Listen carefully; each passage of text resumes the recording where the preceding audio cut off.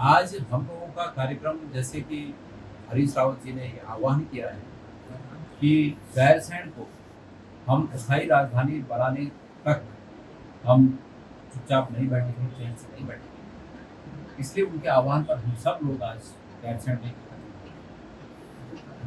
कल एक पत्रकार भाई ने मुझे कहा कि ऐसे समय में जबकि एक तरफ देश में आतंकवाद का साया बहुत ही दुर्भाग्यपूर्ण तरीके से चल रहा है और ऐसे में गैरसैंण की बात, तो मैंने उनसे कहा कि ये दोनों भिन्न मुद्दे हैं। आतंकवाद को माकूल जवाब देने के लिए भारत सरकार को पूरा सहयोग हमारी पार्टी ने जाहिर किया है और सर्वदलीय बैठक में हमारे नेता राहुल गांधी जी ने बहुत स्पष्ट कर दिया है कि हम हर तरह से सरकार के साथ हैं।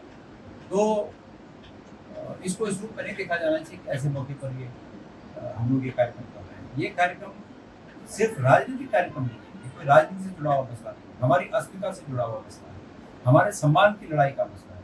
और इस सम्मान की लड़ाई को भी जिस प्रकार से राष्ट्र प्रेम में राष्ट्र के लिए लड़ा जाता है, उसी प्रकार से इस राज्य के प्रेम में हम गैरसैंण के लिए लड़ेंगे। भारतीय जनता पार्टी के अध्यक्ष महेंद्र भट्ट कह रहे हैं कि हम तैयार हैं। मैंने कहा गजब बात है भाई, हम पहले से तैयार हैं, जनता वोट देने को तैयार है, जिसको भी देना चाहे उसको तैयार है। और अब भारतीय जनता पार्टी के अध्यक्ष को ये कहने की जरूरत पड़ रही है कि हम भी तैयार हैं। तो कौन तैयार नहीं है फिर? इसका मतलब है कि सब तैयार है पर सरकार तैयार नहीं है, यही तो मतलब हुआ। भाई सब बोल रहे तैयार हैं और चुनाव ने होना तब है जब बजट नोटिफिकेशन जारी होगा, चुनाव का कार्यक्रम घोषित होगा, तब चुनाव ने होना है और वो हो नहीं रहा है। वो किसके हाथ में है? सरकार के हाथ में है।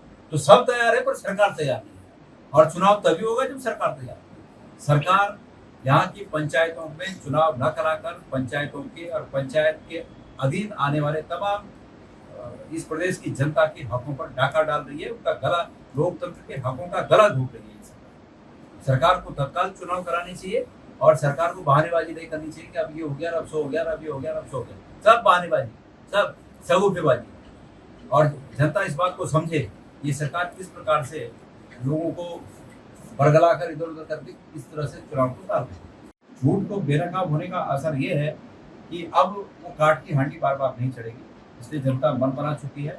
हम लोग भी ऐसा नहीं कि हम लोग चुपचाप बैठे हैं, हम लोग भी, हमारे तमाम नेता कोई कहीं कोई कहीं कोई कहीं अलग अलग सब तरह से पार्टी के प्लेटफॉर्म के आधार पर पार्टी के प्लेटफॉर्म पर जनता के मुद्दे उठा रहे हैं और निश्चित रूप में हम 2027 का चुनाव मजबूती से लड़कर फतेह करेंगे।